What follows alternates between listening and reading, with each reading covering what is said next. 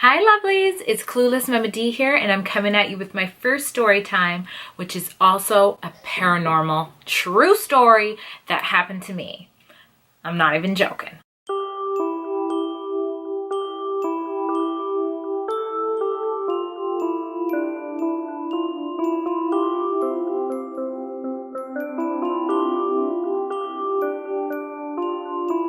Yes, it is Halloween, so I invited a bunch of other YouTubers to tell us about their true paranormal stories. So that's in the playlist below. You want to check that out. Now, I am a Christian, a believer of Christ, and I know a lot of my subscribers out there are too, not all of them, but some of you are pointing at me like, what, you doing a Halloween video and you talking about ghosts and goblins and stuff like that? Clueless Mama D ain't nothing but a heathen. Hold up here, okay guys, because the Bible is one of the scariest books out there. You got giants over here, you got fallen angels over there, you got possessed pigs running around, people rising from the dead. Even the angels are scaring the crap out of the people in the Bible. So don't tell me I can't tell my true story on YouTube.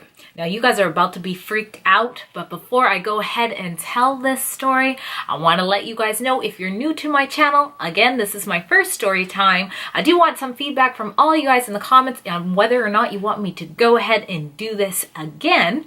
But I do lots of other stuff on this channel. It's a lifestyle channel. I hit you with vlogs. I got how-to videos with life, mom stuff. I got challenges, tags, even make some challenges. So it's a pretty fun challenge. I like hauls and reviews. Pretty much, I do everything on this channel except for how to do YouTube. Hold up.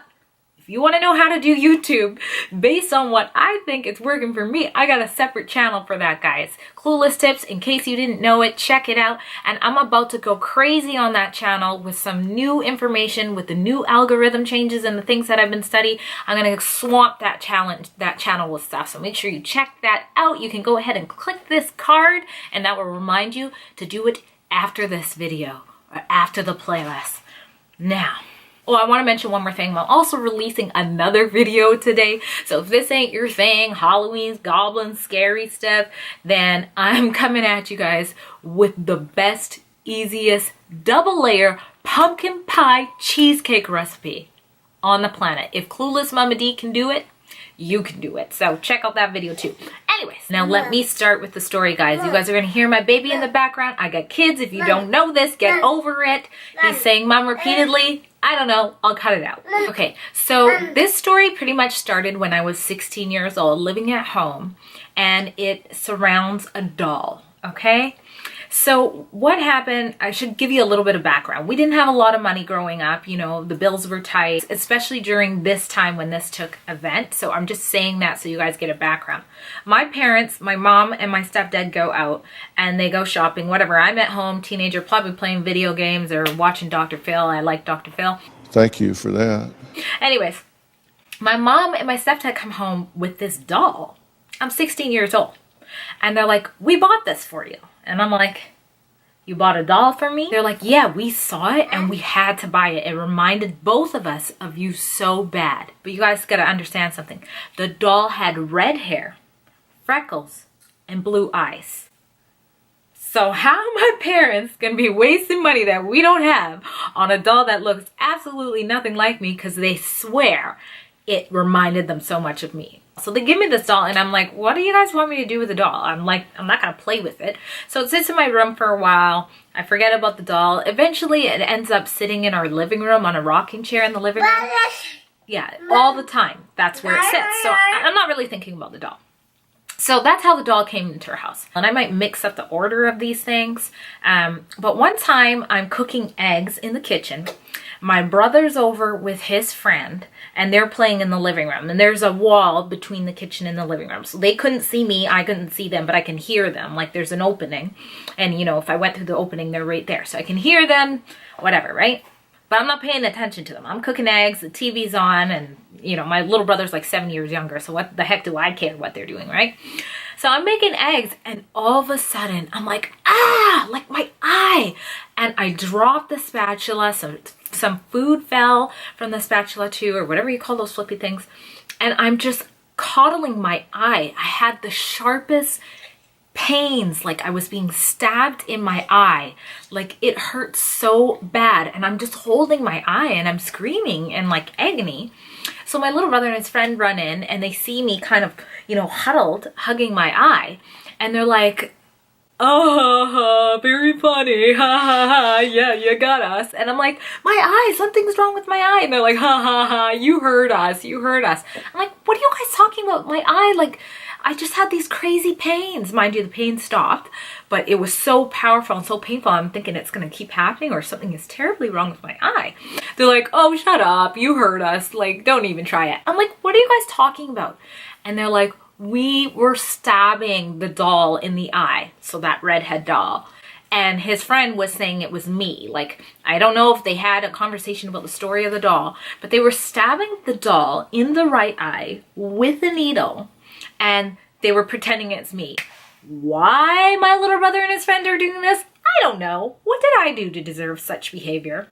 But they thought it was a good idea to stab this doll who's in our house for no good reason and also claim that it's me in the eye, and I felt the pain, okay? That should be enough for us to like kill this doll, but then actually that might have killed me. But you know what I mean? Get rid of this doll.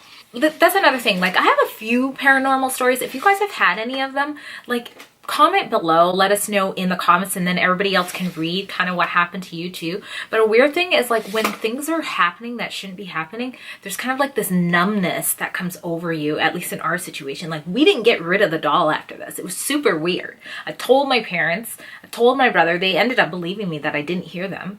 And, you know, the doll still stays. Okay, so the next thing about the doll, we had an exchange student. I won't go into details about this because, you know, I still gotta keep it family friendly. But we have this exchange student. He's a young kid. I want to say he was like 8 or 9. And he comes over and he's staying with us, whatever. And we're not paying attention to the doll. There's time in between this. The doll's missing.